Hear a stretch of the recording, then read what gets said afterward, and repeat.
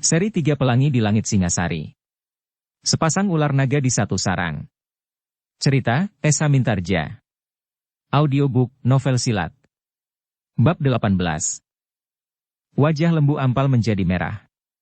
Anak-anak itu sudah berani menantangnya berkelahi. Mereka dengan berani menengadahkan wajah mereka memandang matanya. Mereka sama sekali tidak menjadi gemetar ketakutan. Harga diri lembu ampal sebagai seorang senapati telah tersinggung. Ia berkeinginan bahwa kedua anak-anak itu merengek dan minta ampun. Jika demikian, barangkali hatinya akan menjadi luluh dan mengurungkan niatnya. Tetapi anak-anak itu sudah menantangnya dengan berani.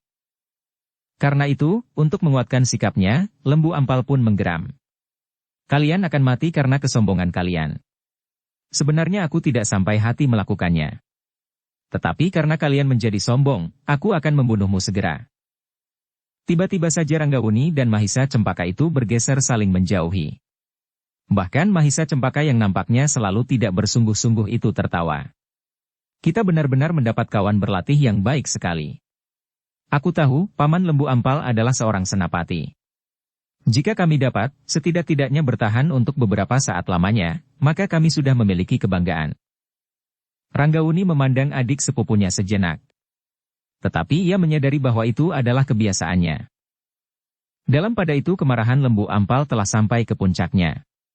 Karena itu, ia sama sekali tidak mempunyai pertimbangan-pertimbangan lain lagi kecuali membunuh kedua anak-anak itu, dan kemudian orang yang menyaksikan pembunuhan itu. Dengan demikian lembu ampal tidak berbicara terlalu banyak. Senjatanya masih berada di tangannya. Sementara itu Mahisa Cempaka masih juga berkata, "Sekarang aku tahu, kenapa Paman membawa senjata telanjang. Aku sangka bahwa perjalanan Paman yang berat, atau barangkali keraguan-raguan Paman terhadap kamilah yang memaksa Paman untuk bersiaga dengan senjata itu. Ternyata bahwa sebenarnya senjata itu akan disarungkan di dalam tubuh kami berdua." Lembu ampal tidak menjawab lagi. Dihentakannya kakinya untuk menghindarkan segala macam pertimbangan yang lain. Kemudian ia pun segera meloncat menyerang Mahisa Cempaka. Tetapi Mahisa Cempaka bukan anak-anak yang masih merengek dalam ketakutan melihat perang. Ia pun segera mengelak. Bahkan sekejap kemudian ia sudah menggenggam senjatanya pula. Senjata yang akan dipergunakannya untuk berlatih. Tetapi seperti yang diharapkannya, ia mendapat kawan berlatih yang lain dari biasanya. Sementara itu, Ranggauni pun telah siap pula dengan senjatanya pula. Sebuah pedang tipis seperti yang berada di dalam genggaman tangan Mahisa Cempaka. Sikap dan tandang kedua anak muda itu mengejutkan lembu ampal. Ia sama sekali tidak menyangka bahwa keduanya sudah memiliki dasar-dasar olah kanuragan. Bahkan ternyata keduanya adalah anak yang lincah dan cekatan. Kemudian ia pun segera meloncat menyerang Mahisa Cempaka. Sejenak kemudian maka lembu ampal sudah harus bertempur melayani kedua anak muda itu. Keduanya bertempur berpasangan. Dengan kemampuan yang sudah mereka miliki, maka mereka berusaha untuk mengurung lembu ampal dengan serangan-serangan yang tiada hentinya, agar lembu ampal tidak mempunyai banyak kesempatan. Untuk beberapa saat lembu ampal hanya dapat menangkis dan menghindari serangan kedua anak-anak muda itu. Ia masih saja terheran-heran, bahwa dalam waktu yang singkat keduanya berhasil memiliki dasar-dasar olah kanuragan yang cukup.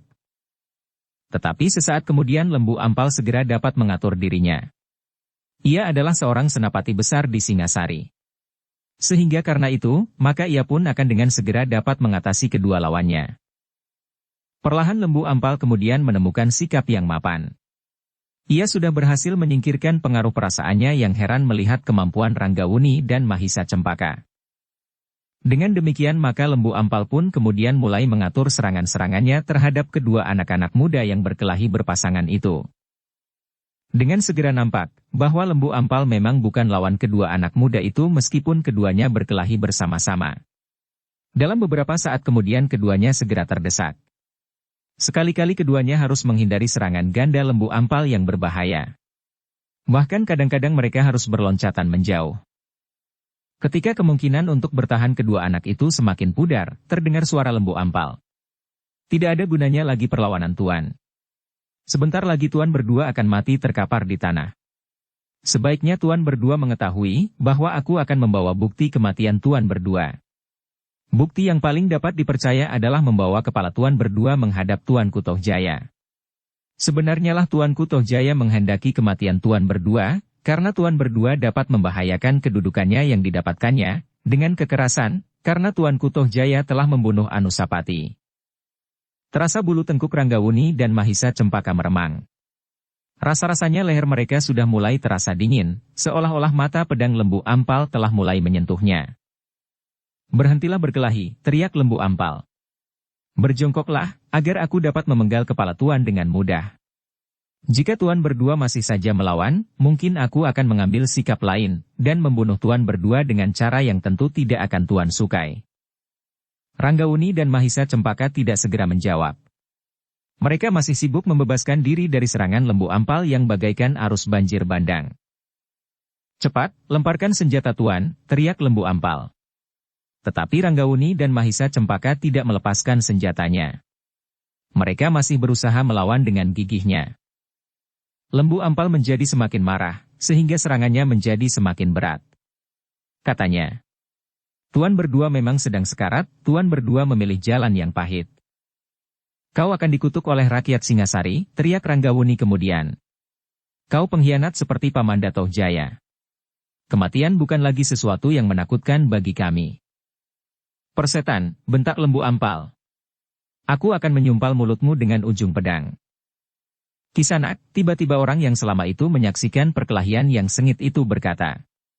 Kau tidak akan dapat membunuhnya di hadapan seorang saksi. Aku adalah saksi yang dapat menceritakan apa yang telah terjadi di sini. Kau pun harus mati. Tidak. Aku tidak mau mati. Jawaban itu mengejutkan Lembu Ampal. Namun kemudian ia menggeram. Aku akan membunuhmu. Tetapi orang itu tertawa. Katanya. Tentu Ranggawuni dan Mahisa Cempaka masih senang melakukan latihan yang agak berat itu. Namun dengan demikian mereka dapat mengukur sampai di manakah sebenarnya kemampuan mereka. Kemarahan Lembu Ampal telah mendesak kedua anak muda itu sehingga keduanya seolah-olah hanya dapat berloncat-loncatan bergantian. Untuk mengurangi tekanan pada yang seorang, yang lain mencoba menyerang. Namun semua pasti bahwa mereka tidak akan mampu menyelamatkan diri berdasarkan atas kemampuan mereka itu sendiri. Karena itulah, maka orang yang menyertainya itu pun maju beberapa langkah sambil berkata, agaknya latihan untuk hari ini sudah cukup. Kawanmu berlatih masih terlampau berat bagimu berdua.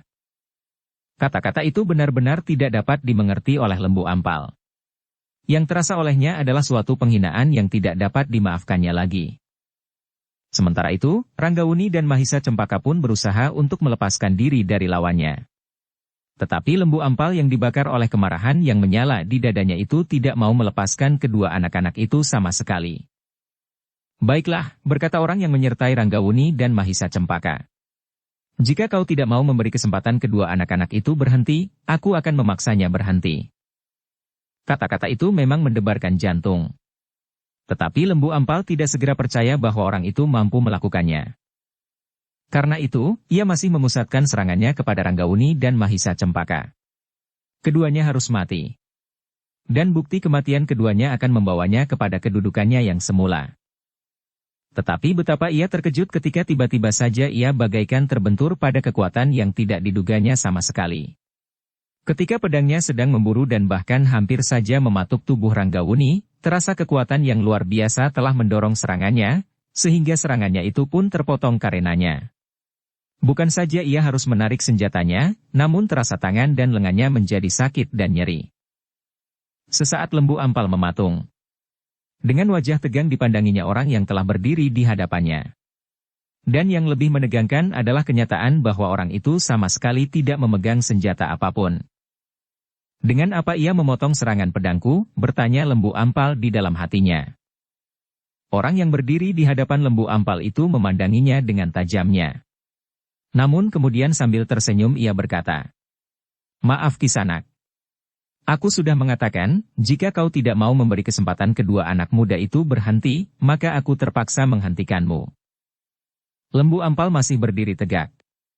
Ia masih mencoba mencari senjata apakah yang telah membentur senjatanya. Namun Lembu Ampal tidak menemukannya. Nah, sekarang terserah kepadamu, berkata orang itu. Apakah kau masih ingin melanjutkan latihan ini? Tetapi karena kedua anak muda itu sudah lelah, maka biarlah aku yang mengawanimu bermain pedang. Persetan! Lembu Ampal menggeram. Kau mencoba untuk menunjukkan kelebihanmu. Tetapi jangan sangka bahwa kau dapat menakut-nakuti aku dengan caramu itu. Oh, orang itu tersenyum. Kenapa aku menakut-nakutimu? Aku tidak berbuat apa-apa. Siapakah kau sebenarnya? Bertanya Lembu Ampal. Aku salah seorang cantrik dari padepokan ini. Padepokan ini adakah padepokan Panji Pati-Pati? Seorang prajurit Singasari yang berada di Kediri. Bohong. Aku mengenal semua prajurit Singasari yang ada di Kediri. Kecuali yang satu itu. Ia adalah seorang prajurit baru yang diangkat oleh Tuanku Mahisa Agni sebelum ia dipanggil menghadap ke Singasari. Sebelumnya ia adalah seorang yang sudah mengasingkan diri di padepokan ini. Kini pun ia seakan-akan berada di dua tempat. Kadang-kadang di padepokan ini, kadang-kadang ia pergi ke Kediri untuk melakukan kewajibannya di sana. Jika demikian, maka akulah yang diserahi untuk mengawani kedua anak-anak muda ini. Siapa kau sebenarnya? Kau belum menjawab pertanyaanku. Aku seorang cantrik dari padepokan ini. Aku adalah cantrik yang paling dungu, sehingga aku tidak dibebani pekerjaan lain kecuali bermain-main dengan keduanya. Cukup. Kau jangan mengigau. Apakah kau tidak berani menyebut namamu sendiri sehingga kau tidak menjawab pertanyaanku? Aku bukan anak-anak yang dapat kau tipu. Kau sebut bahwa kau adalah cantrik yang paling dungu, agar aku membayangkan bahwa ada orang yang lebih baik dari kau. Apalagi gurunya itu adalah cara yang licik dan tidak masuk akalku. Orang itu menarik nafas dalam. Lalu, kau memang cerdas. Pantas kau mendapat tugas untuk membunuh kedua anak muda itu. Baiklah. Aku memang bukan cantrik yang paling dungu. Tetapi bahwa Panji Pati-Pati sekarang tidak ada di padepokan itu benar. Ia memang sedang pergi ke Kediri seperti yang dilakukannya setiap kali. Tetapi karena ia sudah beberapa hari pergi, menurut rencananya, hari ini ia akan kembali. Aku bertanya namamu. Oh. Baiklah. Namaku Mahendra. Mahendra. Apa hubunganmu dengan kedua anak muda itu? Kita adalah sesama.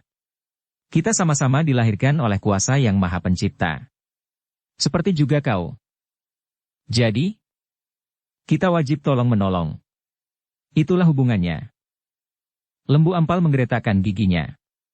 Kemudian dengan marahnya ia berkata, Mahendra, jika kau keras untuk melindungi kedua anak muda itu, maka aku akan membunuhmu. Aku sudah bertekad melakukan tugasku sebaik-baiknya. Kau memang akan membunuh aku. Jika aku tidak berbuat apa-apa pun kau sudah berniat membunuhku juga, karena aku akan dapat menjadi saksi di dalam pembunuhan ini. Karena itu, daripada aku bersalah terhadap kewajibanku bagi sesama, maka sebaiknya aku mencoba untuk mengurungkan niatmu.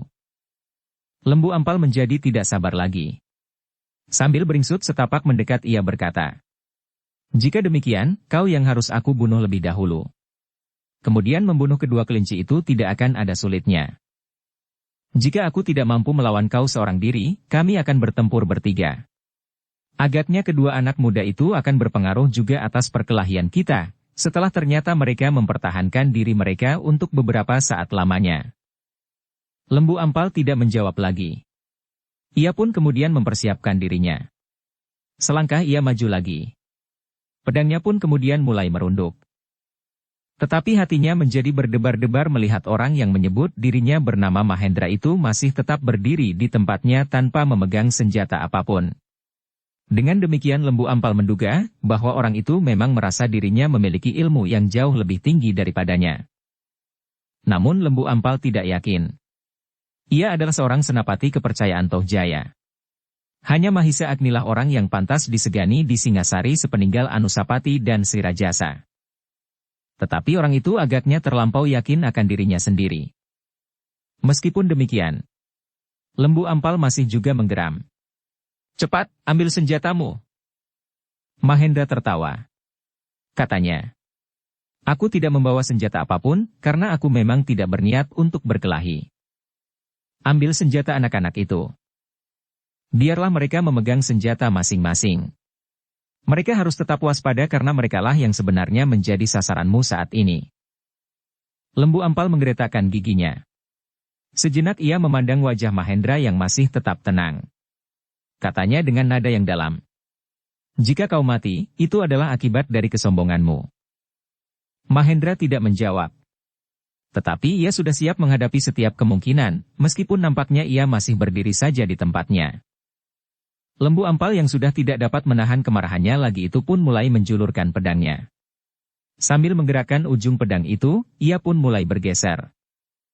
Mahendra merendahkan tubuhnya sedikit. Ia menghadap kemana saja Lembu Ampal bergerak.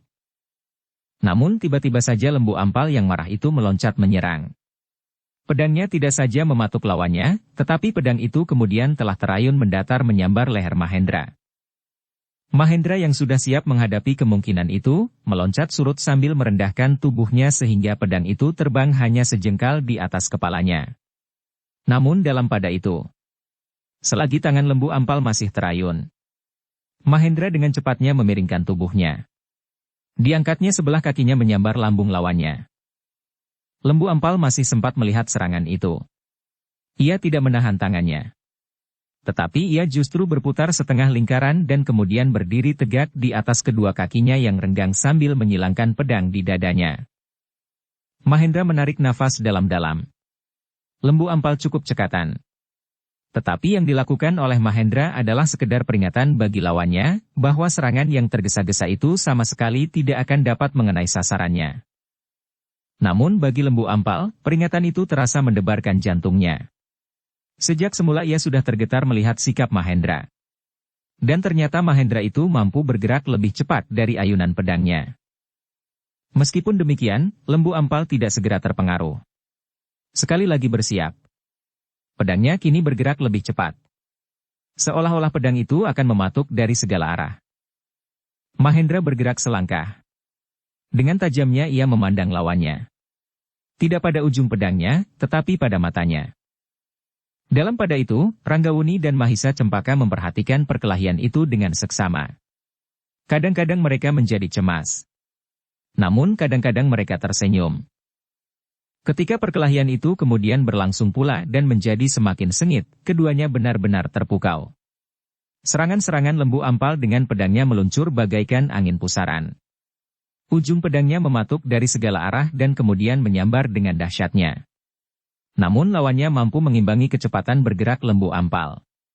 Bahkan kadang-kadang Mahendra berhasil mendahuluinya. Selagi Lembu Ampal mengangkat pedangnya, tiba-tiba saja terasa lambungnya terdorong dengan kuatnya, sehingga hampir saja ia kehilangan keseimbangan. Ternyata Mahendra mempergunakan saat itu dengan tepat, dan kakinya meluncur dengan derasnya menyambar tubuh lawannya. Pada saat-saat berikutnya, agaknya Mahendra sudah mulai menekan lawannya. Perkelahian itu mulai nampak berat sebelah. Meskipun Mahendra tidak bersenjata, tetapi ia mampu menguasai Lembu Ampal yang bagaikan kehilangan akal. Pedangnya menyambar-nyambar dengan dahsyatnya. Namun semakin lama justru semakin kehilangan arah. Gila! Lembu Ampal mengumpat di dalam hati. Setan manakah yang menyusup pada orang ini, sehingga ia mampu bergerak secepat burung sikatan. Tetapi Lembu Ampal tidak sempat berangan-angan terlalu lama. Setiap kali tangan dan kaki lawannya telah menyentuh tubuhnya. Semakin lama semakin keras, sehingga tubuhnya terasa semakin sakit dan nyeri. Namun Lembu Ampal adalah seorang senapati. Ia tidak mau menyerah pada keadaan yang sedang dihadapinya. Ia masih melawan dengan gigihnya. Segala ilmu yang ada pada dirinya diperasnya sampai tuntas. Namun Lembu Ampal tidak berhasil mempertahankan dirinya lebih lama lagi. Ia menjadi semakin terdesak. Tubuhnya menjadi semakin lemah.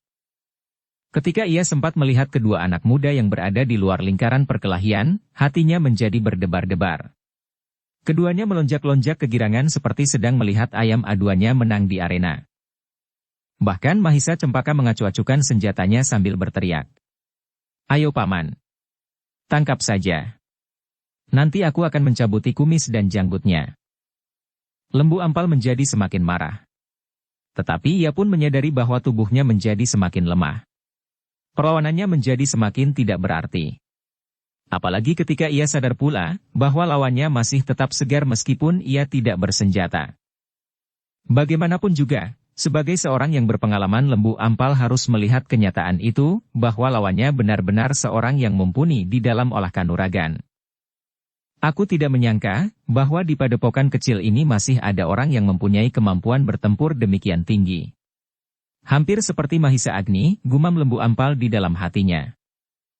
Meskipun Lembu Ampal benar-benar pantang menyerah, tetapi perlawanannya sudah tidak berarti sama sekali. Pedangnya hampir tidak lagi dapat diayunkannya, karena tangannya menjadi sangat lemah, seolah-olah telah kehilangan tulang-tulangnya sama sekali.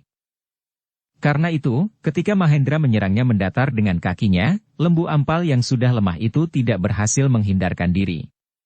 Ia mencoba melindungi dirinya dengan menjulurkan pedangnya. Tetapi serangan mendatar itu tiba-tiba saja diurungkannya, ketika Mahendra melihat pedang itu masih mampu bergerak. Namun dengan sebuah loncatan, Mahendra tiba-tiba saja sudah berdiri di sebelah lawannya. Dengan tangannya, Mahendra memukul tengkuk Lembu Ampal. Lembu Ampal yang memang sudah kehilangan tenaga itu terdorong beberapa langkah. Rasa-rasanya tengkuknya bagaikan menjadi patah. Sejenak ia kehilangan keseimbangan, dan matanya menjadi berkunang-kunang. Lembu Ampal tidak dapat bertahan untuk berdiri. Tiba-tiba ia sudah terhuyung-huyung dan jatuh tertelungkup. Untunglah bahwa ia masih sadar, bahwa pedangnya akan dapat melukai tubuhnya sendiri, sehingga ia dapat menjulurkan pedangnya ke samping. Meskipun demikian Lembu Ampal tidak menyerah dan pasrah. Ia masih mencoba untuk bangkit berdiri. Tetapi tenaganya benar-benar telah sampai pada batas kemungkinannya. Sehingga meskipun ia berhasil bangkit dan berjongkok pada lututnya, namun Lembu Ampal sudah tidak dapat berdiri lagi meskipun ia bertelekan pada pedangnya. Dengan nafas terengah-engah ia melihat Mahendra berdiri tegak di hadapannya. Dengan sorot mata yang bagaikan menusuk langsung ke pusat jantungnya. Mahendra memandang tubuh Lembu Ampal yang sudah tidak bertenaga lagi itu. "Nah, apakah kau masih akan melawan?" bertanya Mahendra. Lembu Ampal memandang Mahendra sekilas.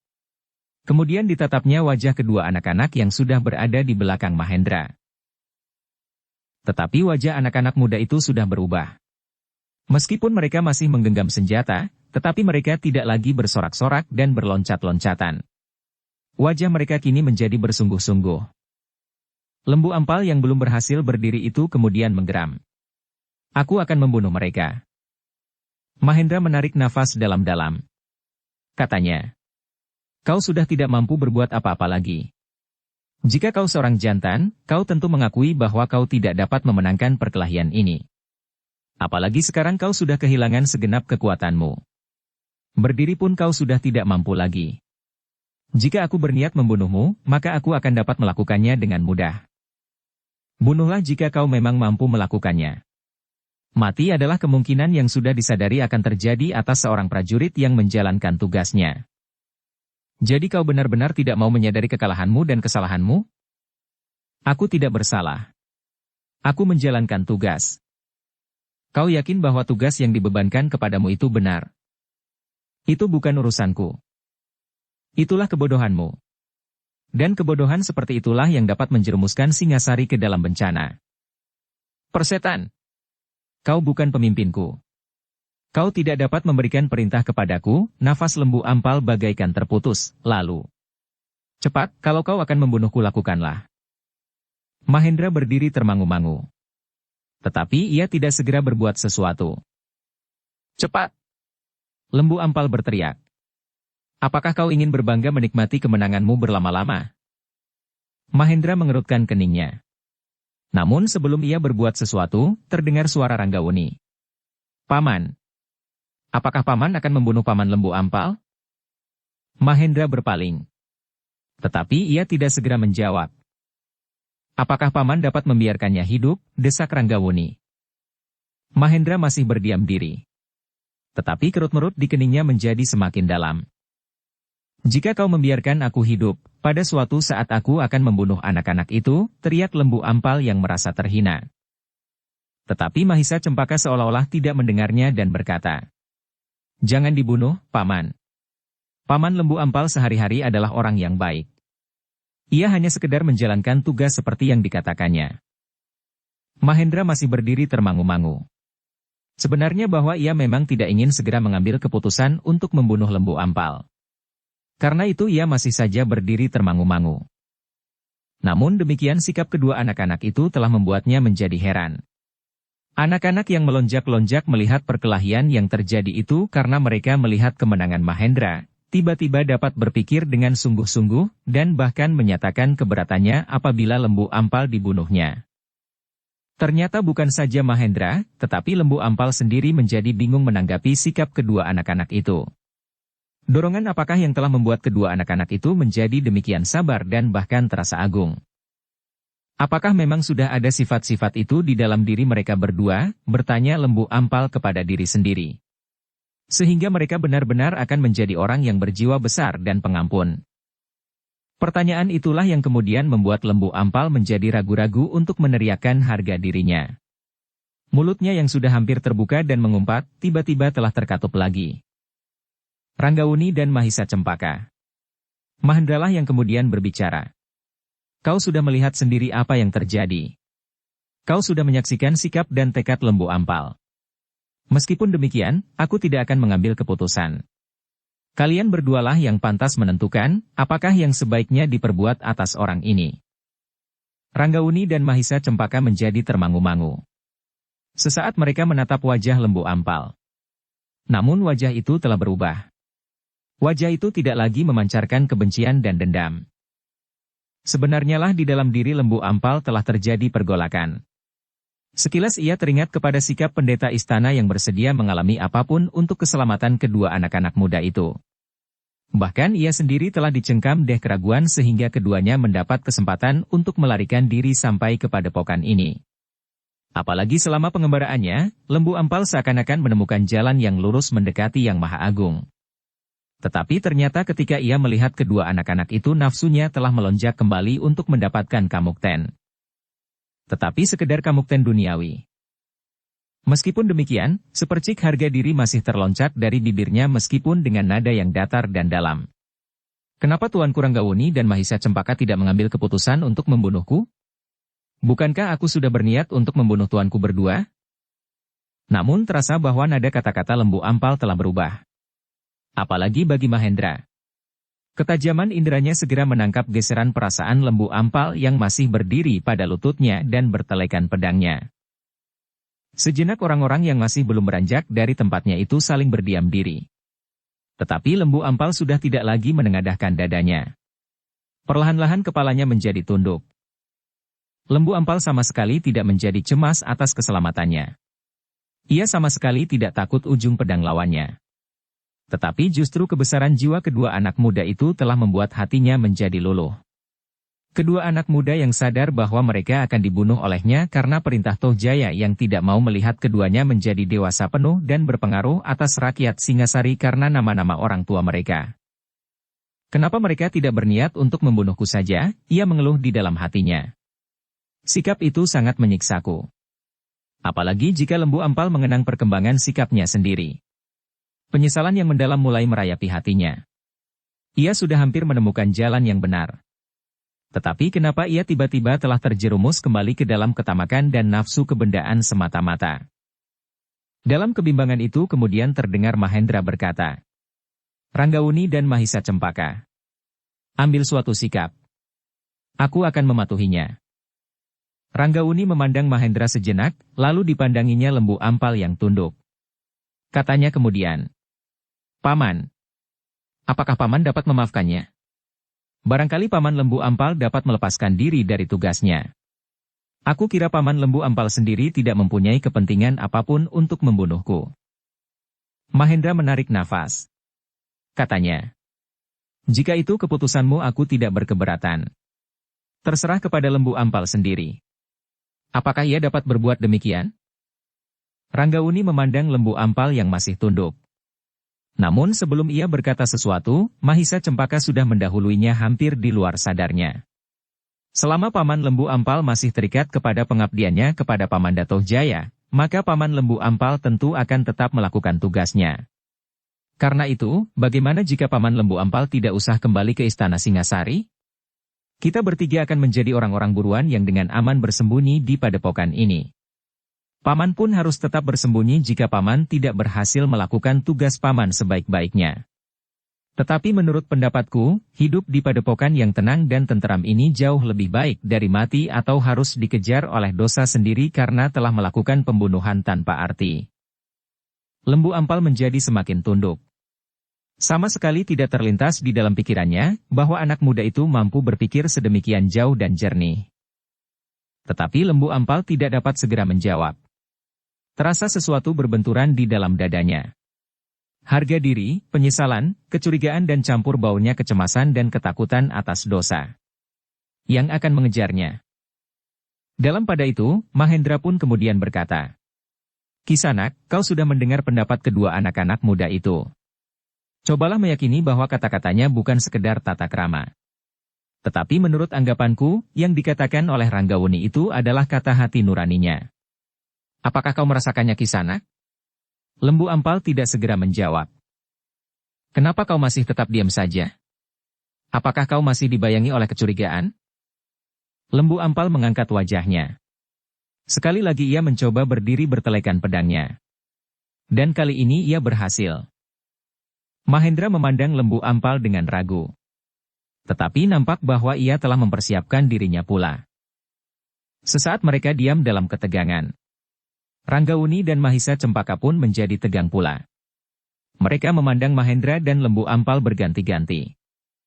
Namun tiba-tiba mereka melihat Lembu Ampal menarik nafas dalam-dalam. Dengan dada yang berdebar-debar mereka melihat pula Lembu Ampal mengangkat pedangnya di hadapan wajahnya. Namun kemudian nafas mereka pun bagaikan terhenti ketika mereka melihat Lembu Ampal justru melemparkan senjatanya sambil berkata, "Tuanku berdua. Betapa besar jiwa tuanku berdua.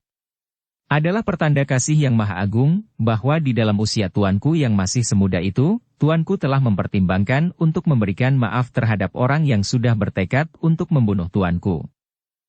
Mahendra memandang Lembu Ampal sejenak. Seakan-akan ia ingin meyakinkan sikap orang itu. Namun kemudian ia melangkah maju sambil berkata, "Terpujilah kebesaran jiwamu, Kisanak. Ternyata kau benar-benar seorang senapati yang memiliki sikap sebenarnya jantan. Sikap jantan bukan berarti membunuh dirinya sendiri di peperangan karena putus asa. Tetapi berani melihat kenyataan dan mengakui kebenaran. Dan Kisanak sudah melakukannya. Sebutan itu tidak sepantasnya bagiku. Aku memang seorang pengecut yang tidak berani mempertanggungjawabkan sikap dan perbuatanku. Itulah sebabnya maka aku mohon maaf kepadamu, Kisanak. Dan kepada kedua anak muda yang mulia itu." Ranggawuni dan Mahisa Cempaka pun kemudian melangkah maju. Dengan wajah yang bening keduanya memandang Lembu Ampal yang tiba-tiba saja bersujud di hadapan mereka. "Kau kenapa, Paman?" bertanya Ranggawuni. "Berdirilah. Tidak pantas kau berlutut di hadapanku." "Tuanku, ternyata selama ini aku telah tersesat. Aku adalah salah seorang yang telah mendukung usaha Tuanku Tohjaya untuk menduduki tahta. Dan setiap orang sebenarnya tahu apa yang sudah dilakukannya atas Tuanku Anusapati, ayahanda Tuanku Ranggawuni. Namun demikian, karena kebohongannya yang cukup besar, dan seolah-olah tanpa malu-malu memaksakan kenyataan yang palsu, Tuanku Tohjaya berhasil mempertahankan kedudukannya di atas tahta Singasari. Dan aku adalah salah seorang yang telah melibatkan diri di dalamnya." "Sudahlah," potong Mahendra. "Penyesalanmu adalah sebagian dari kebenaran yang sudah kau akui." Lembu Ampal memandang Mahendra sejenak, lalu sambil menundukkan kepalanya ia berkata, "Aku sudah tidak berhak lagi mengatakan tentang kebenaran." "Ah, tentu kau tetap berhak. Justru kau sudah menemukan kebenaran itu. Karena itu tangkaplah, dan peganglah dengan teguh, agar kebenaran itu tidak terlepas lagi dari tanganmu." Lembu Ampal termenung sejenak. Tetapi seakan-akan nampak di rongga matanya, bahwa sebenarnya lah ia telah berhasil menangkap kebenaran itu meskipun tidak seutuhnya. Tetapi seperti yang dikatakan oleh Mahendra, kebenaran itu memang sudah lepas lagi dari tangannya, justru ketika ia bertemu dengan kedua anak muda itu. Nafsunya telah membakar jantungnya. Ia masih disilaukan oleh kedudukan yang memberikan banyak keuntungan jasmaniah, sehingga ia telah terperosok kembali ke dalam niat jahatnya. "Aku harus mengucapkan syukur, bahwa Kisanak berada di sini." Tiba-tiba saja suara Lembu Ampal bagaikan melingkar di dalam dadanya saja. "Kenapa?" bertanya Mahendra. "Kisanak telah melepaskan aku dari kejaran dosa dan penyesalan. Jika Kisanak tidak ada di sini, sehingga aku mendapat kesempatan untuk membunuh tuanku berdua, maka hidupku untuk selamanya tidak akan mengalami ketentraman dan kedamaian. Bersyukurlah kepada penciptamu. Ya, Kisanak. Aku bersyukur kepada Yang Maha Agung. Lembu Ampal berhenti sejenak, lalu. Tetapi kemudian apakah yang patut aku lakukan? Tidak ada yang harus kau lakukan selain selalu ingat akan penyesalan ini. Mungkin aku harus menebus kesalahanku sekarang ini? Aku tidak mengerti, sahut Ranggawuni. Hutang harus dibayar. Hutang pati harus dibayar dengan jiwanya pula. Maksudmu? Tuanku Tojaya telah berhutang jiwa. Ranggawuni mengerutkan keningnya. Tanpa sesadarnya ia berpaling memandang Mahisa Cempaka yang termangu-mangu. Dan Lembu Ampal pun berkata pula. Tuanku, berilah aku perintah. Aku akan melakukan apa saja. Seandainya tuanku memerintahkan aku untuk membunuh tuanku Tojaya, maka aku akan melakukannya juga. Ah! Ranggawuni berdesah. Mahendra menjadi berdebar-debar. Tetapi ia tidak menyahut, ia ingin mendengar jawaban yang meloncat dari mulut Ranggawuni sendiri. Agaknya pertanyaan Lembu Ampal itu di luar sadarnya telah menjajaki watak dan sifat Ranggawuni. Sejenak kemudian Ranggawuni pun menjawab. Paman Lembu Ampal. Jika hutang jiwa harus dibayar dengan jiwa maka kematian akan disusul dengan kematian. Setiap dendam akan menuntut. Dan dendam itu sendiri akan berkembang sejalan dengan perkembangan manusia. Tetapi akhirnya manusia akan lenyap ditelan oleh dendam mereka sendiri. Lembu Ampal bergeser selangkah, lalu. Jadi maksud tuanku? Biarlah yang sudah terjadi. Aku merasa mendapat kedamaian hati di padepokan ini. Lembu Ampal yang berlutut itu pun kemudian menundukkan kepalanya dalam-dalam hampir menyentuh tanah. Katanya, tuanku memang berbudi luhur. Namun tuanku harus mempertimbangkan. Bahkan tuanku mempunyai kewajiban seorang kesatria. Tuanku tidak akan dapat membiarkan kebatilan terjadi dan berkembang. Paman Lembu Ampal. Aku belum berbicara tentang Singasari. Tetapi aku tidak sependapat bahwa dendam harus dipelihara di dalam hati. Jika kelak aku berbuat sesuatu untuk Singasari, sama sekali bukan berdasarkan atas dendamku karena aku telah kehilangan bapakku. Lembu Ampal menarik nafas dalam-dalam katanya. Kemuliaan di hati tuanku adalah perlambang kasih yang maha agung yang ada di dalam diri tuanku. Aku merasa menjadi terlampau kecil di hadapan tuanku sekarang ini. Meskipun umurku jauh lebih tua dari tuanku, namun ternyata bahwa sifat asli tuanku jauh lebih dewasa dari aku. Jangan berpikir terlampau jauh. Jika Paman Mahendra dan Paman Witantra dan bergelar Panji Pati-Pati tidak berkeberatan, biarlah Paman Lembu Ampal ada di sini. Kita sama-sama orang buruan. Dan marilah kita menikmati kedamaian di tempat terpencil ini. Tetapi tuanku, seperti kedatanganku ke tempat ini, yang seakan-akan hanyut saja di bawah angin, maka tidak mustahil bahwa pada suatu saat, seorang petugas sandi akan menemukan tempat ini. Tempat ini terlampau jauh Paman. Jika Paman sampai di sini, sama sekali bukan karena Paman mencari aku berdua. Dari mana tuanku mengetahuinya? Tidak, aku hanya menduga. Aku tidak tahu, apakah dugaanku itu benar. Tuanku memang bijaksana. Dugaan tuanku benar. Sebenarnya lah bahwa aku tidak mencari tuanku berdua. Aku mendengar Paman mengatakan, bahwa kedatangan Paman seakan-akan hanyut saja di bawah angin. Karena itu kedatangan Paman di sini adalah karena pengembaraan Paman. Ya tuanku. Kenapa Paman pergi mengembara? Apakah memang sambil menyelam minum air? Lembu Ampal termangu-mangu sejenak.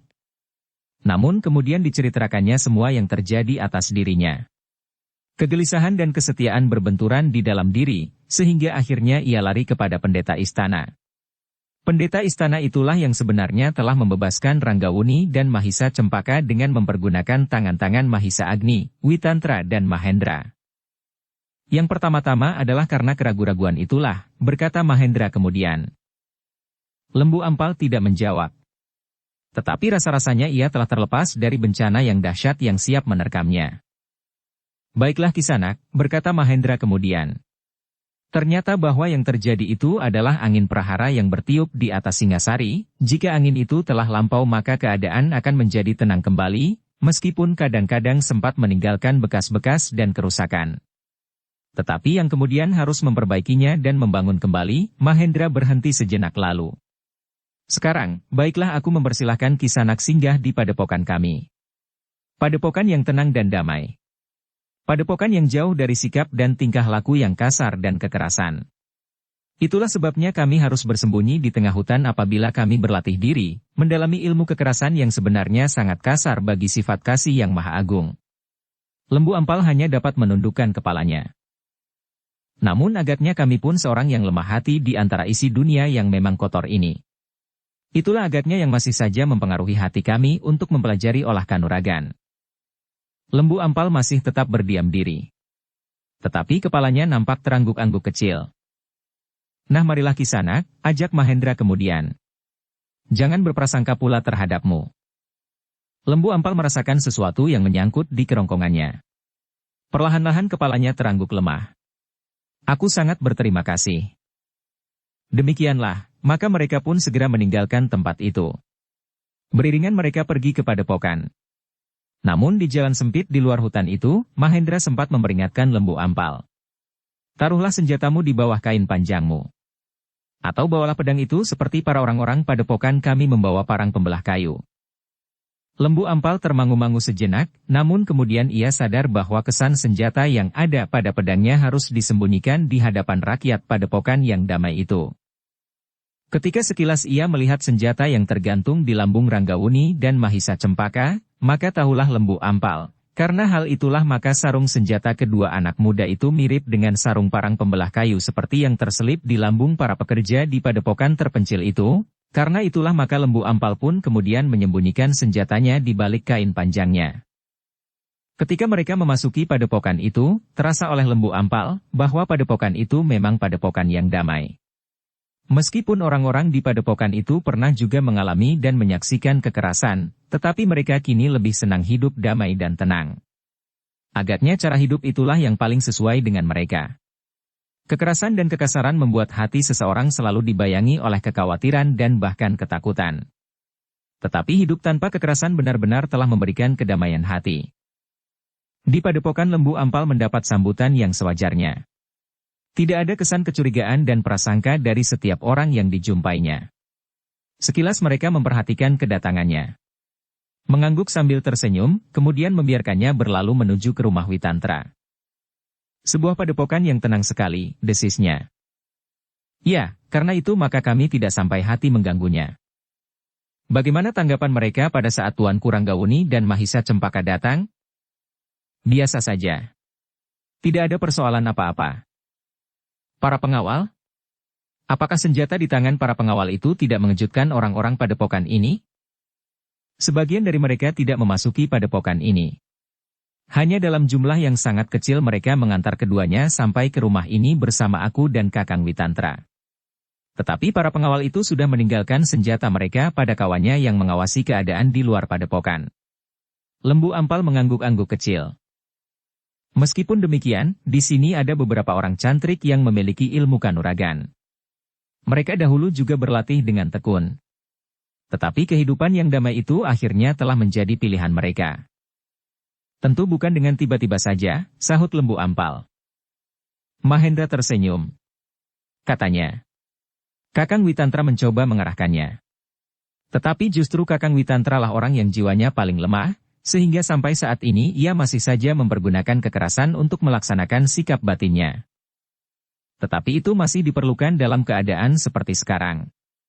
Tentu bagi kita. Tanpa kekerasan Tuanku Ranggawuni dan Tuanku Mahisa Cempaka mungkin sudah tidak dapat melihat padepokan ini lagi. Itu adalah salah satu cara untuk membela diri, kenapa kita harus mempergunakan kekerasan. Aku juga berpendirian demikian. Tetapi itu adalah pertanda kelemahan jiwa. Kita masih kurang percaya akan perlindungan yang maha agung. Manusia wajib berusaha. Tanpa usaha, kita akan ditelan oleh keadaan. Tanpa kekerasan aku tidak dapat dipaksa untuk mengurungkan niatku membunuh Tuanku Ranggawuni dan Mahisa Cempaka. Itu adalah pendirian kesatria, bukan pendirian seorang yang benar-benar telah pasrah diri kepada Yang Maha Agung dalam pengabdiannya yang hakiki. Dalam sengsara dan derita itulah seseorang akan merasa dirinya semakin dekat dengan penciptanya. Lembu Ampal tidak menyahut. Ia mengerti bahwa sikap seorang pendeta dan mereka yang pasrah diri dalam pengabdian kasih akan berbeda dengan sikap seorang kesatria yang masih harus melindungi dunia ini dari angkara murka, yang bagi seorang kesatria kadang-kadang masih harus mempergunakan kekerasan untuk melawan kekerasan yang sewenang-wenang. Tetapi Lembu Ampal pun menyadari bahwa setiap kekerasan akan sangat sulit untuk membatasi dengan pasti daerah pengabdian dan pamrih. Sejak saat itu, Lembu Ampal mulai dengan kehidupan barunya di padepokan terpencil itu. Ia pun kemudian mengetahui bahwa para pengawal Ranggawuni dan Mahisa Cempaka sebagian kecil berada agak jauh dari padepokan itu dan hidup sebagai petani. Sedang yang lain telah kembali ke Kediri bergabung dengan induk pasukan masing-masing. Mereka tidak perlu cemas bahwa Tojaya atau para panglimanya akan mengusut dan mengambil tindakan terhadap mereka, karena keadaan yang agaknya masih belum mapan sama sekali. Di padepokan itu, Lembu Ampal berusaha menyesuaikan dirinya. Ia hidup seperti Mahendra dan kedua anak-anak muda yang sedang bersembunyi. Lembu Ampal mulai belajar bertani dan melakukan pekerjaan-pekerjaan lain di padepokan. Bahkan kemudian oleh Mahendra, Lembu Ampal dibawa menemui para pengawal yang sedang menyamar dan mengawasi keselamatan Ranggawuni dan Mahisa Cempaka dari kejauhan. Ternyata bahwa 1-2 orang dari mereka sudah dikenal oleh Lembu Ampal sebagai prajurit Singasari pilihan yang berada di Kediri. "Kalian tidak usah mencurigainya," berkata Mahendra kepada para pengawal yang bertani itu. Lembu Ampal sudah merubah keputusannya untuk tidak mengganggu Ranggawuni dan Mahisa Cempaka. Para pengawal itu mengangguk-anggukan kepala. Tetapi masih nampak kecurigaan di sorot mata mereka. "Kisanak," berkata Lembu Ampal kemudian. "Bukan saja aku sudah merubah keputusan, tetapi bahwa aku gagal membunuh keduanya itu ternyata merupakan kurnia yang tidak terhingga bagiku. Aku tidak perlu lagi menyesali perbuatanku, dan aku sudah terhindar dari penyesalan yang berkepanjangan. Sekarang aku merasa bahwa tanganku tidak dicemari oleh noda darah anak-anak muda yang tidak bersalah sama sekali." Lembu Ampal berhenti sejenak, lalu. "Terlebih daripada itu aku merasa berhutang budi tiada taranya. Jika kedua anak-anak muda yang ingin aku bunuh itu mendendam di dalam hati maka aku pun sudah terbunuh, bukan membunuh. Tetapi ternyata kesalahanku itu sudah dimaafkan, dan aku boleh tetap hidup di padepokan ini." Para pengawal mengangguk-anggukan kepalanya. Agaknya mereka mulai percaya bahwa Lembu Ampal memang tidak akan berbahaya lagi bagi Ranggawuni dan Mahisa Cempaka. Di hari-hari kemudian, Lembu Ampal menjadi semakin dekat dengan Ranggawuni dan Mahisa Cempaka. Semula Mahendra masih selalu mengawasinya. Namun kemudian Mahendra tidak lagi terlampau banyak memperhatikannya lagi, karena ia yakin bahwa Lembu Ampal benar sudah menyesal. Bukan sekedar karena kalah di dalam perkelahian, tetapi benar-benar menyadari bahwa yang akan dilakukannya itu sesat. Apalagi ketika Witantra datang pula dari Kediri seperti yang sering dilakukan. Maka Lembu Ampal menjadi semakin mantap untuk tetap berada di padepokan itu. "Apakah kau tidak merindukan jabatanmu Lembu Ampal?" bertanya Witantra. Lembu Ampal menggelengkan kepalanya. Katanya, "Ternyata aku menemukan yang nilainya jauh lebih tinggi dari pangkat dan kedudukan di sini. Dan aku mendapat kepuasan karenanya. Itu hanya sekedar pemupusan. Karena kau tidak dapat mengharapkan pangkat dan kedudukanmu kembali, maka kau berkata seperti itu." "Witantra," jawab Lembu Ampal.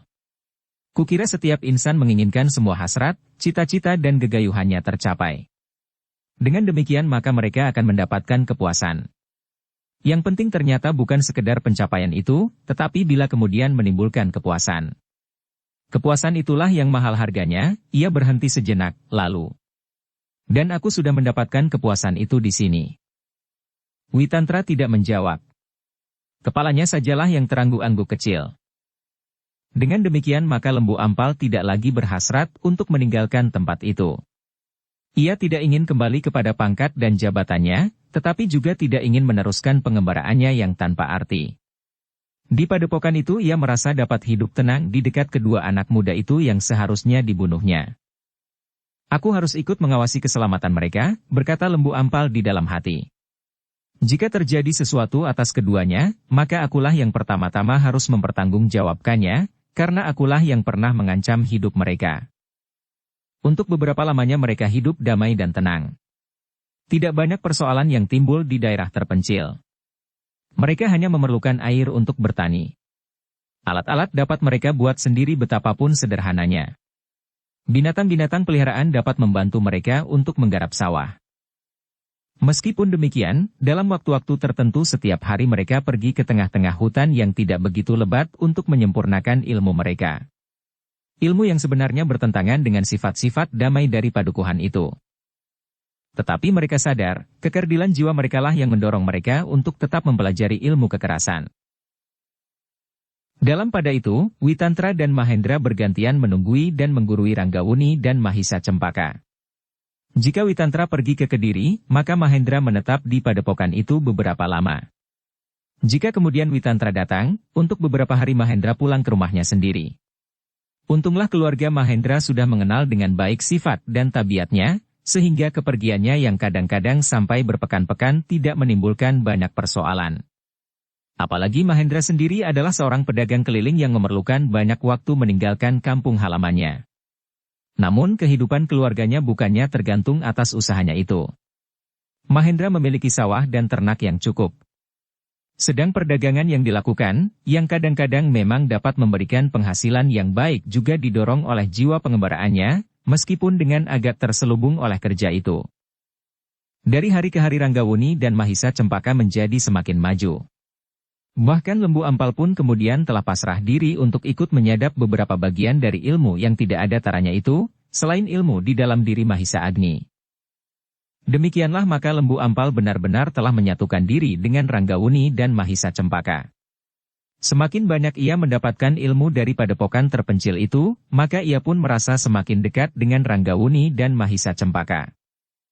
Bahkan hatinya pun menjadi semakin terbuka atas segala peristiwa yang pernah terjadi di Istana Singasari. Dari Mahendra dan Witantra ia mendengar urut-urutan cerita tentang pimpinan pemerintahan sejak zaman Aku Tunggul Ametung. Kematian Aku Tunggul Ametung, dan siapakah sebenarnya Anusapati dan Tohjaya. Dengan demikian maka Lembu Ampal tahu pasti, bahwa Ranggawuni dan Mahisa Cempaka yang hampir saja dibunuhnya itu benar-benar memiliki hak atas tahta di Singasari. Ranggawuni dan Mahisa Cempaka adalah keturunan dari seorang ibu tetapi berlainan ayah, namun rasa-rasanya keduanya adalah orang yang paling pantas untuk memegang pimpinan di Singasari. Tohjaya adalah jalur yang lain dari tahta Singasari, berkata Witantra kepada Lembu Ampal. Meskipun Ken Umang sebenarnya lebih dekat dengan keluargaku daripada Ken Dedes, tetapi aku tidak dapat membenarkan keinginan yang telah membakar hati anaknya untuk menguasai tahta. Pembunuhan yang dilakukan bukan semakin memantapkan pemerintahan, tetapi justru sebaliknya. Jika berhasil membunuh Ranggawuni dan Mahisa Cempaka, maka adik-adik Anusapati yang lain tentu akan menjadi hantu yang menakutkan juga bagi Tohjaya. Mereka pun tentu akan dibunuhnya seorang demi seorang sehingga ia merasa aman. Tetapi Tohjaya untuk sepanjang hidupnya tidak akan pernah merasa tenang dan damai. Lembu Ampal mengangguk-anggukkan kepalanya. Ia menjadi semakin jelas menanggapi peristiwa yang hampir saja membuatnya tidak dapat tidur sepanjang umurnya. Jika demikian, bahkan Lembu Ampal pun kemudian berkata, "Apakah yang sebaiknya kita lakukan? Tentu kita tidak akan dapat membiarkan Tohjaya menguasai tahta seterusnya. Kita akan menunggu sampai saatnya kita akan bertindak," jawab Witantra. "Kita harus menunggu isyarat."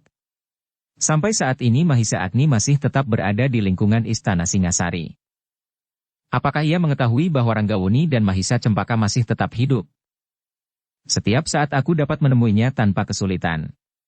Ia mengetahui semuanya yang telah terjadi. Ia mengetahui bahwa kau berada di sini sekarang ini. Oh. Lembu Ampal, berkata Witantra kemudian. Pada suatu saat kau harus mengenal jalan untuk menemui Mahisa Agni itu. Dengan demikian maka kau pun akan dapat berbuat banyak bagi tegaknya kebenaran di Singasari. Lembu Ampal sama sekali tidak berkeberatan. Apalagi ia pun merasa mendapat kepercayaan dari Witantra dan Mahendra. Karena ia mengikuti petunjuk-petunjuk keduanya dengan baik dan latihan-latihan yang teratur, maka ilmu Lembu Ampal itu pun dengan cepatnya meningkat, karena ia pun memiliki bekal yang kuat sebelumnya. Pada saatnya, ketika ilmu Lembu Ampal sudah meningkat cukup banyak, sehingga Witantra menganggap bahwa ia sudah dapat dipercaya untuk ikut bersamanya, maka dibawanya Lembu Ampal memasuki halaman istana Singasari untuk menemui Mahisa Agni di bangsalnya. "Jadi kau sering melakukan hal itu?" bertanya Lembu Ampal. Witantra tersenyum. "Kenapa?" ia bertanya. "Kau memang luar biasa," berkata Lembu Ampal pula. "Kau pun akan dapat melakukannya. Tidak ada kesulitan apa-apa. Mudah-mudahan aku tidak mengganggumu. Jika aku memiliki ilmu setinggi ilmumu, aku tidak akan menjadi berdebar-debar. Ilmumu sudah meningkat cukup jauh. Dan kau sekarang sudah meninggalkan senapati-senapati kawan-kawanmu dahulu. Mungkin para panglima yang sekarang harus berlatih 2-3 tahun lagi untuk dapat dengan mudah menangkapmu." "Ah," desa Lembu Ampal sambil tersenyum pula. Demikianlah dengan hati-hati keduanya meloncati dinding halaman. Tidak seorang prajurit pun yang dapat melihat mereka. Karena itu, maka mereka pun dapat memasuki halaman tanpa gangguan apapun juga. Lembu Ampal menjadi heran terhadap dirinya sendiri. Dinding yang dahulu disangkanya kokoh kuat dan rapat itu, ternyata tidak begitu sulit ditembus. "Dinding halaman itu cukup panjang," berkata Witantra. "Sehingga sudah barang tentu ada bagian-bagian yang tidak terawasi sepanjang malam. Bahkan jika tidak ada peristiwa yang penting seperti hilangnya Ranggawuni dan Mahisa Cempaka, para prajurit menjadi semakin lengah. Di siang hari pun kita akan dapat memasuki halaman ini dengan aman." Lembu Ampal kini tidak dapat membantah lagi. Ia sendiri sudah berhasil memasuki halaman istana dengan mudah. Bahkan tanpa Witantra pun ia merasa bahwa ia akan dapat melakukan tugas sebaik-baiknya jika ia harus menjumpai Mahisa Agni. Ternyata Mahisa Agni pun kemudian menerima Lembu Ampal tanpa berprasangka apapun. Sambil tersenyum Mahisa Agni berkata, "Aku sudah mendengar semuanya tentang kau." Lembu Ampal menundukkan kepalanya. "Aku pun bersyukur bahwa kau tidak terjerumus ke dalam kesalahan yang tidak termaafkan itu. Jika kau berhasil membunuh Ranggawuni dan Mahisa Cempaka, maka kau akan segera berhadapan dengan kami. Aku, Witantra dan Mahendra. Tetapi lebih dari itu, kau akan berhadapan dengan kebenaran." Lembu Ampal masih tetap berdiam diri. Namun kata-kata Mahisa Agni itu rasa-rasanya menusuk langsung ke pusat jantungnya. Bahkan terasa tengkuknya meremang karenanya. Betapa ia akan hidup dalam ketegangan dan ketakutan jika pembunuhan itu dapat dilaksanakan. Untunglah bahwa kini ia justru dapat hidup dalam ketenangan dan kedamaian. Namun sebagai seorang kesatria, maka ia tidak akan dapat tinggal diam di padepokan, seperti juga Ranggawuni dan Mahisa Cempaka. Itulah bedanya kesatria dan orang-orang yang hidup utuh dalam pendekatan diri dengan Yang Maha Agung. Hubungannya dengan Mahisa Agni telah membuka persoalan baru di dalam hati Lembu Ampal. Darah kesatria yang ada di dalam dirinya telah mendidih kembali. Dalam persembunyiannya di halaman istana setiap kali ia masuk, ia selalu melihat prajurit-prajurit Singasari yang resah dan nampaknya kehilangan pegangan. Mereka berjaga-jaga dengan senjata telanjang. Namun mereka tidak lagi menyadari apakah yang sebenarnya sedang mereka lakukan itu. Dalam pada itu, sebenarnya lah bahwa istana Singasari menjadi semakin suram. Tohjaya yang kecewa tidak dapat menemukan ketenangan lagi di dalam hidupnya. Bahkan rasanya ia dapat melihat semakin jelas tentang dirinya sendiri. Tentang noda-noda yang melekat di dalam dirinya terpercik oleh noda-noda yang mengotori ibunya. Sedangkan Ken Umang rasa-rasanya menjadi hampir gila karena orang-orang yang telah dihubunginya masih belum berhasil membunuh Mahisa Agni. Bahkan sama sekali belum didengar usaha yang telah dilakukan untuk membunuhnya dan dengan demikian maka rahasianya tidak akan tersebar luas. Tetapi Ken Umang yang dicengkam oleh kebingungan yang sangat menghadapi sikap Tohjaya itu, tidak pernah dapat berpikir bening lagi. Seandainya Mahisa Agni dengan sengaja menyebarkan lukisan tentang dirinya di antara para pemimpin Singasari, maka kabar itu tentu sudah merambat ke seluruh isi istana, bahkan seluruh Singasari. Orang gila itu harus mati, harus, kadang-kadang ia menggeram. Tetapi tidak seorang pun yang dapat melakukannya. Apalagi Tohjaya sama sekali kehilangan segala gairah dan minat di dalam pemerintahan. Dalam keadaan yang demikian itulah, maka Lembu Ampul dengan bulat telah mengabdikan dirinya kepada Ranggawuni dan Mahisa Cempaka. Ia sadar bahwa Tohjaya tidak akan dapat bertahan lebih lama lagi duduk di atas tahta. Jika tidak segera ada perubahan terjadi di pemerintahan Singasari, maka Singasari akan benar-benar menjadi beku, atau sebaliknya akan koyak sama sekali. Beberapa orang pemimpin pemerintahan, para panglima atau aku yang merasa dirinya kuat dapat saja menghimpun kekuatan untuk mendukungnya mengangkat diri menjadi maharaja di Singasari, seperti Ken Arok yang saat itu menggantikan kedudukan Aku Tunggul Ametung di Tumapel, yang memisahkan diri dari Kediri. Semua peristiwa itu tidak boleh terulang kembali, berkata Lembu Ampal di dalam hatinya. Karena itu, maka Lembu Ampal pun mulai mengambil sikap. Ia memberanikan diri mengatakannya kepada Mahisa Agni niatnya untuk mengembalikan Ranggawuni dan Mahisa Cempaka ke istana Singasari dengan aman. Aku dapat membunuh Tohjaya dengan cara apapun juga, berkata Lembu Ampal. Tohjaya dikelilingi oleh para panglima dan senapati, jawab Mahisa Agni. Sekarang dalam keadaan yang buram ini, Tohjaya rasa-rasanya sudah tidak berbuat apa-apa lagi kecuali menyesali dirinya sendiri. Beberapa orang panglima dan pemimpin pemerintahan mencoba untuk menyelamatkan Singasari dari kehancuran. Mereka mencoba melakukan tugas Tohjaya sebaik-baiknya. Mereka merasa wajib karena merekalah yang pernah mendukung Tohjaya sehingga Tohjaya berani mengambil tindakan untuk membunuh Anusapati. Tetapi aku akan dapat menembus mereka, sahut Lembu Ampal. Bersambung ke bab 19. Dukung kami dengan subscribe, follow, like, komen dan share. Terima kasih.